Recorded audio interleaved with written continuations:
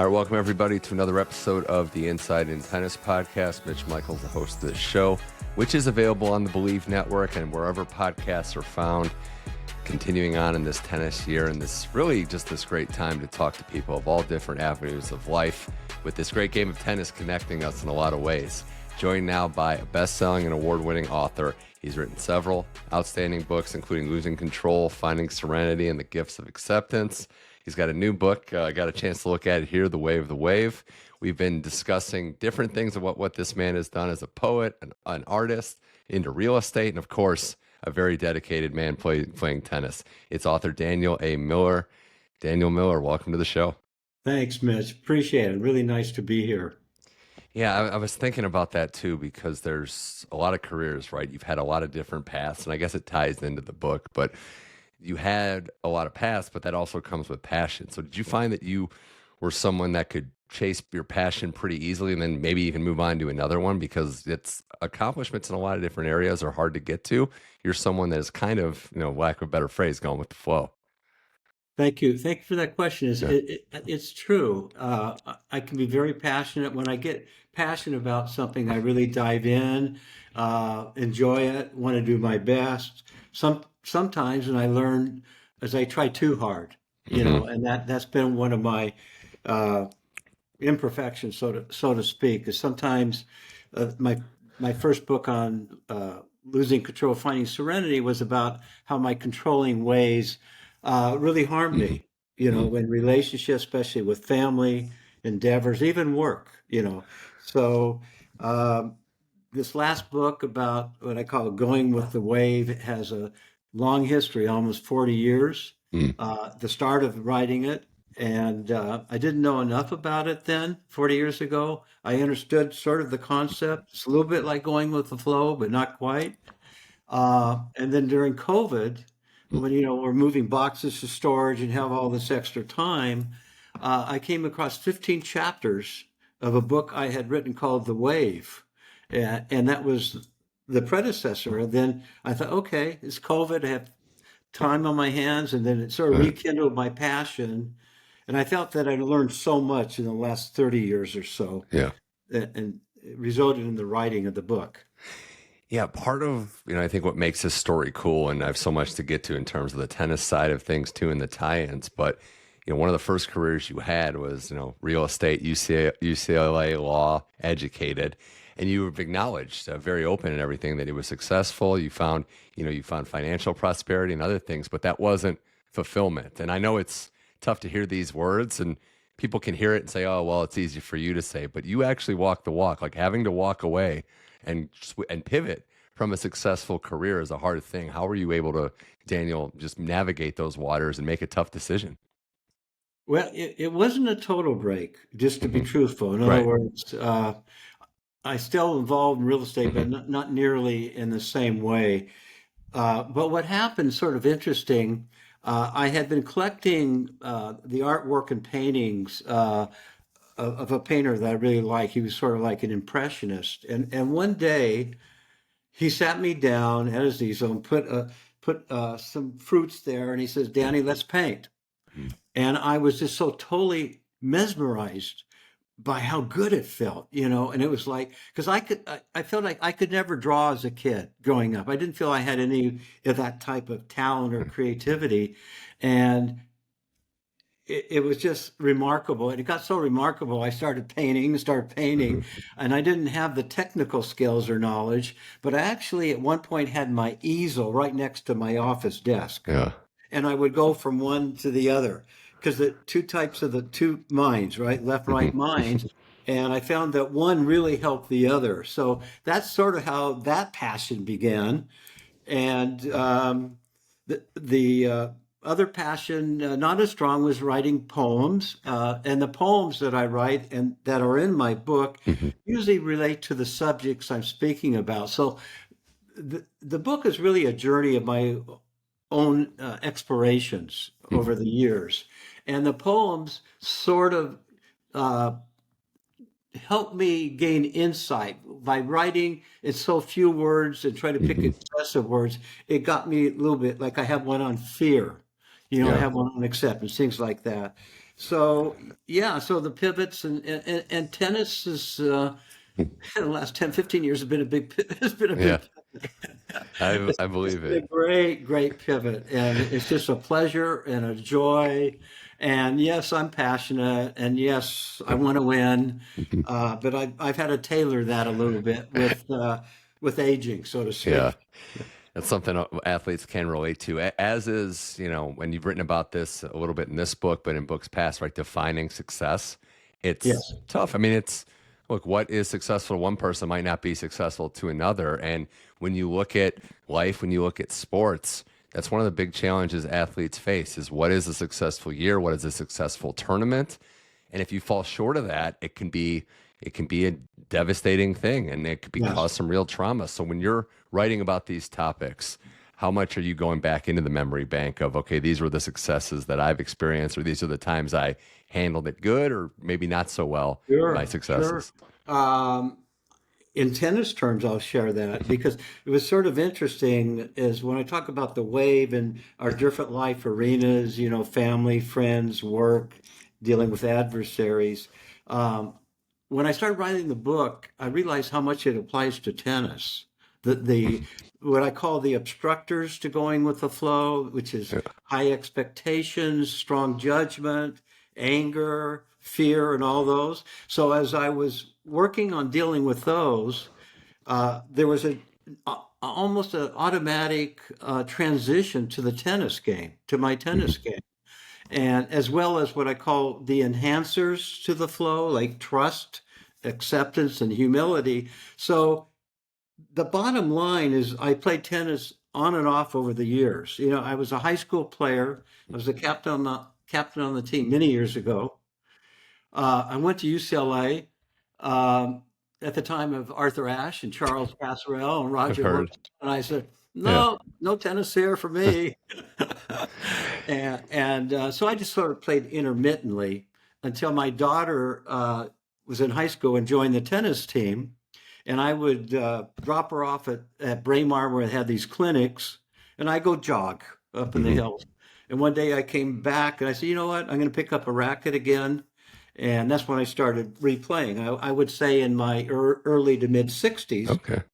And since that point, it's been, as I mentioned, a big passion, big passion. Was the muscle memory there when you had taken so much time off? I know there's a lot of rust Yeah, and no, a that's a lot that good gets question. there. It's interesting. The serve was always there.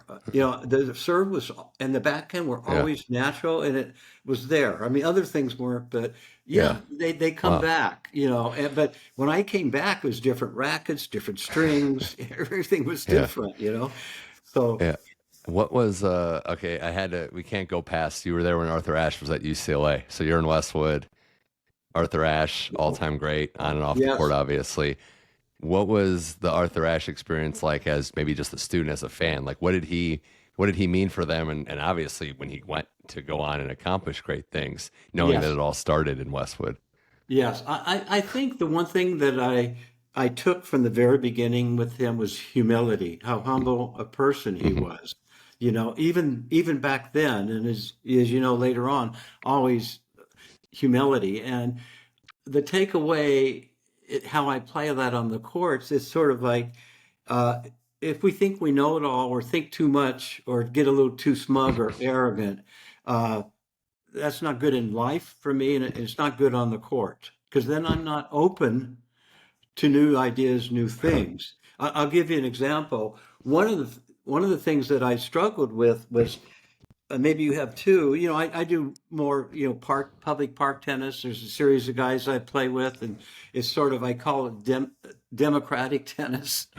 Who's ever there gets to play, regardless uh, of how awkward their game is. So you, Okay. you, you run Yeah. into these really awkward players, or unorthodox is a better word, Right. and it's not fun. It wasn't fun for me to play with people that are always lobbing or Yeah. always drop shot. But then it really realized that this is actually an opportunity for me to learn. Hmm. In the seniors tennis tournaments I play with, there's all kinds of players. And so if I get that practice, uh, when I'm practicing, that's going to help me when I'm in a match. And that's just really proven true. So in a way, welcome those opportunities. They're still Yeah. not the most fun type of game, but it's the learning experience. So I try to be humble, is what I'm trying to say.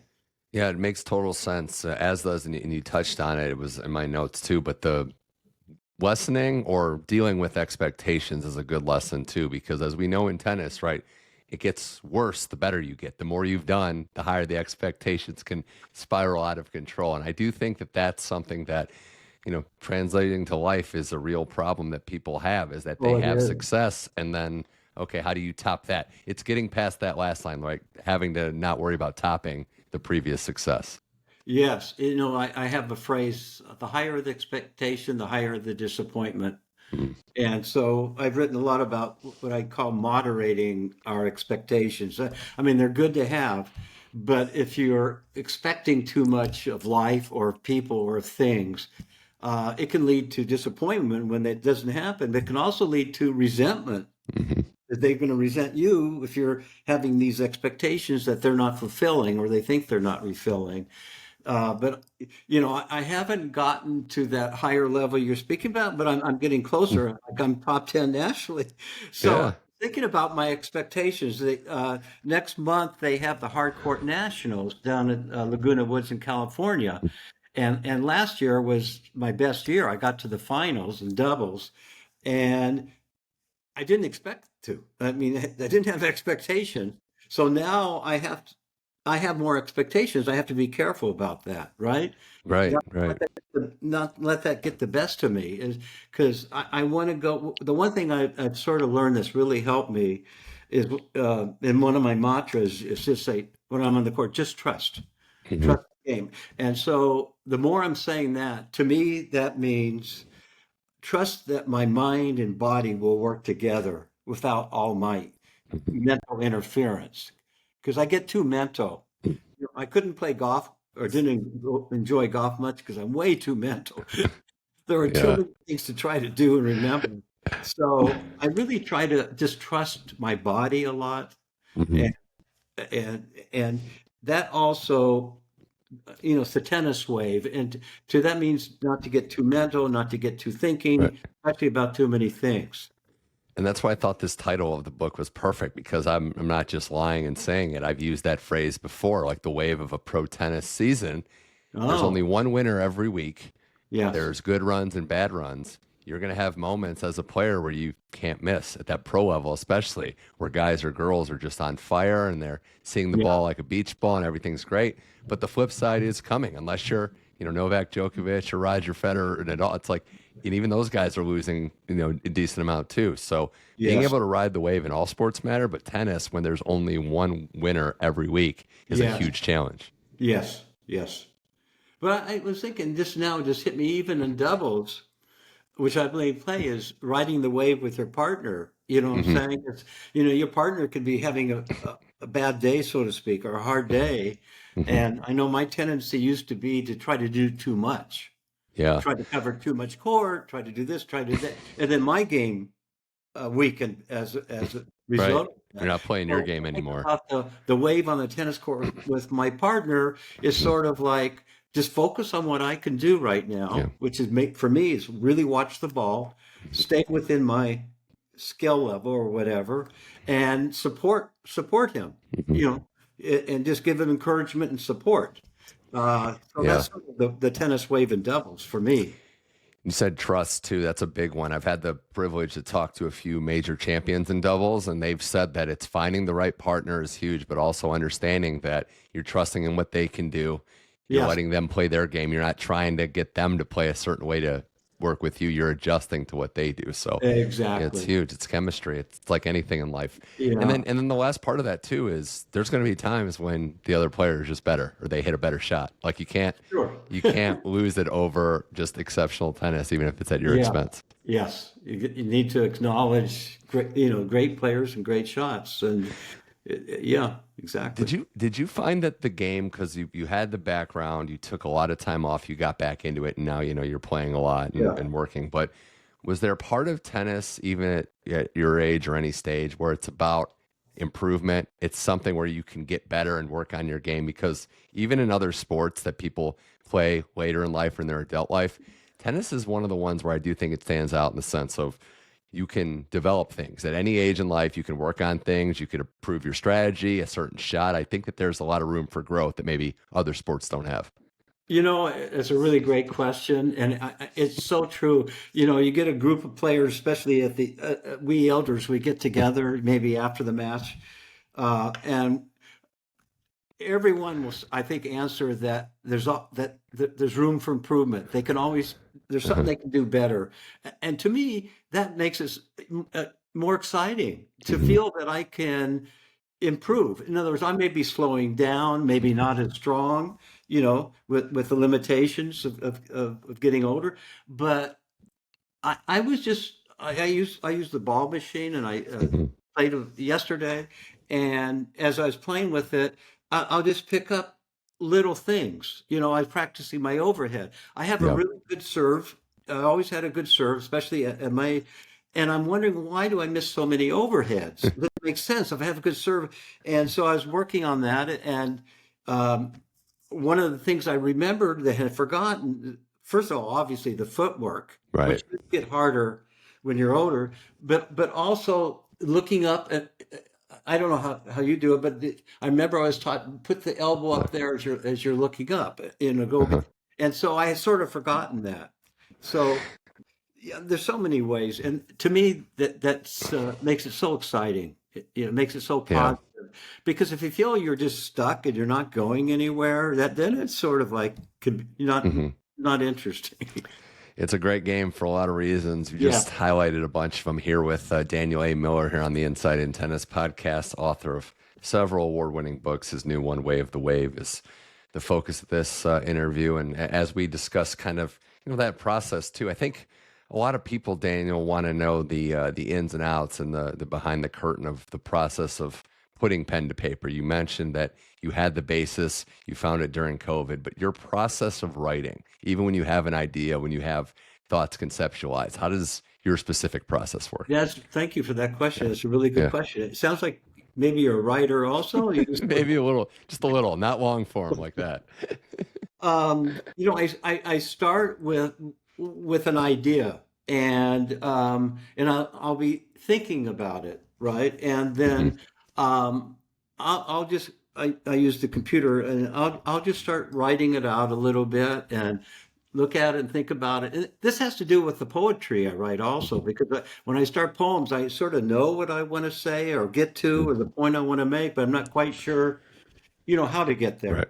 So I trust the process. I trust that a way will come about. For example, when I found those 15 chapters during COVID, I thought, wow, maybe I should write the book now. But then I thought, writing the book, I'm very blessed. It's not a financial benefit thing. I have my career, and but do I want to go through 5 years of the writing? I mean, it's not only the writing, the whole process of publishing a book and all of that involved.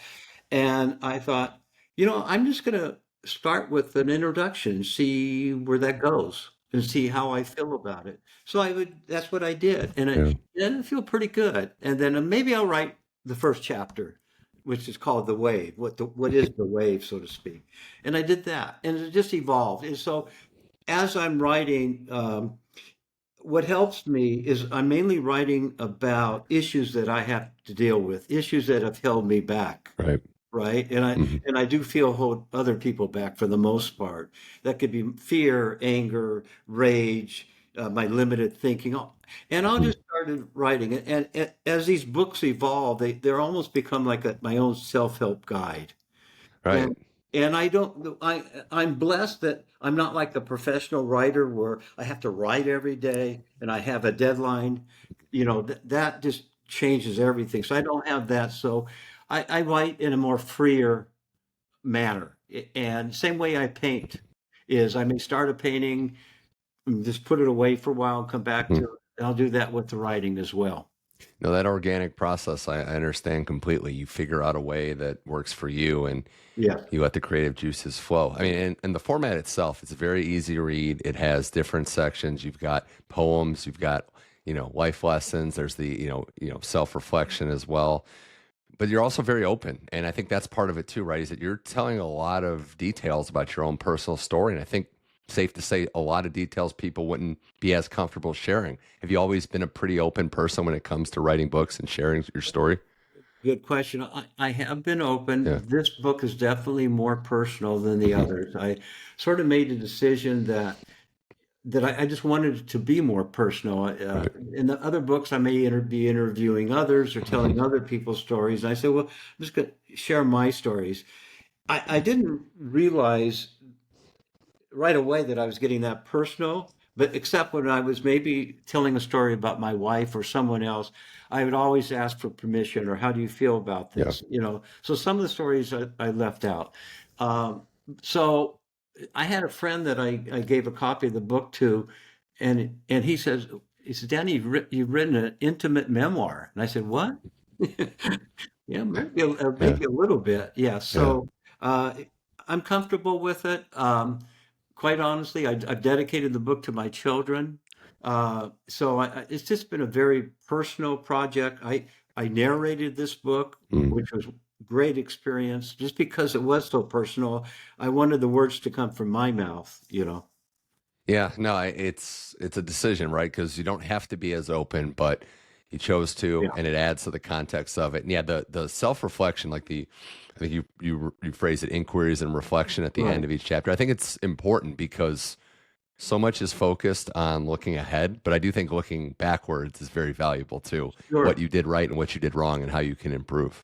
sure, for sure. So, That was why I had the reflections is like ideally it would allow the reader, like you say, to look at these reflections or about what I'd written about in that chapter and say, well, do these relate to me or how they impacted me? And so it's all really a matter of gaining greater awareness of mhm, ourselves and our lives. yeah. Did you have tennis players that you looked at and kind of watched or were huge fans of as you're getting back into your tennis journey? I go way back. Yeah. Pancho Gonzalez. Okay. All right. I loved Ken Rosewall as I go Yeah. back. Yeah, there were definitely the favorites then and now. They s- So they still say Pancho Gonzalez, like if they were gonna settle it off the court, he's still a guy people say like don't want to mess with that guy. That guy yeah, will compete for everything. right. No, and it's I guess part of the book too is a lesson, and maybe you can shed light on it too. What advice you might have for tennis players in a very, as you know, frustrating sport for dealing with, the wave, dealing with control, Sure, not being able to control certain things, to sure. not lose themselves to anger in a game that can bring that out of you. Exactly, exactly. Let me share a few. One is I've learned to accept my limitations. Mhm. When I played singles, I remember I got to the finals of my first tournament maybe 10 years ago. I won the first set easily. I think I won the first game, the second set. And as I moved back for a lob, I Mhm. tweaked my abductor muscle. Uh, I kept playing. I thought, oh, maybe there's a way I can just hit out and this and Mhm. that. And he would do drop shots. But I lost the second set, and then I conceded. Instead of being out 2 weeks, I was out about 4 months. I didn't accept that limitation. And so what I've learned, I need to do that. And today, I don't play every day. I do my morning routine exercises. I go to the gym, and I may be playing 3, maybe 4 times a week because I want to keep playing. Mhm. And I think that's the reason that I've done so well as I've gotten older, because some of these other players that are better than me skill wise, they can't run as well, or what I'm saying, there are Yeah. other things they're dealing with. So that's definitely one. Another one is I try to play with gratitude. Mm. I'll look up uh, even during a match or a turnover, and I'll look up at the trees or the sky and just be thankful for I'm healthy. I'm enjoying this wonderful game. It's a Mhm. beautiful setting, and everything. So that's also very important to me. Um, as far as anger is, or frustration, whatever you want to call it, is I really know that that hurts the game. As you probably know, there's certain players, at least at my level, where they're Mhm. always angry at themselves. They're upset. And so part of the wave is basically not to do that, to be more accepting. It's like letting go, right? Kind of like It's letting you go. don't want it to linger when there's a mistake because And you're gonna make no one's perfect. There's not a perfect tennis player. There's not a perfect person. let But when you me make a mistake, you just don't want to let it linger. right. Let me share another mantra. Yeah. Is, and I'll do this. Mhm. If I made a really bad mistake or Yeah. mistake, I say, Danny, I forgive you. I'll actually say that to myself. I'll say, Danny, I forgive you. Do you say this out loud? I'm just what? Not real loud, Okay. no, not where they hear, but I'll definitely say it because Yeah. that leaves it behind. That tells Right. me, you know what, I'm not perfect, Right. and it's okay. So I forgive Hmm. myself, and I think it was can't remember what it was. Just forgot her name, but she would say that she had amnesia when Hmm. that would happen, when she had made a bad mistake. So Yeah. uh, Sharapova, yeah, Sharapova. Sharapova. Yeah. It's so true though, because you've also talked about in your other writings that I've come across the day-to-day moments, the interactions, they all add up, right? It all plays a part to where you're getting to. In tennis, that's so true, right? Each moment is going to add up, even if it's the good moments, you found something strategy-wise, or unfortunately, the bad moments when you start to slowly unravel. So I Right. guess that's the challenge, right? How do we figure out a way to slowly build on the day-to-day, the small moments to get to Yeah. somewhere good? Yes. Yes. I So agree. we'll see. It's so exciting and refreshing to read a book about life lessons that applies so directly to tennis, given your tie-in. I guess we can wrap it up with a couple of final points here. One being, if you are a recreational tennis player, Danny, and you're looking at this book, how can it help you in your journey? Someone that plays the game for fun, for enjoyment, but also wants to get better. I think by some of these things I said is try to be more accepting of yourself. Uh, Try to have moderate your expectations.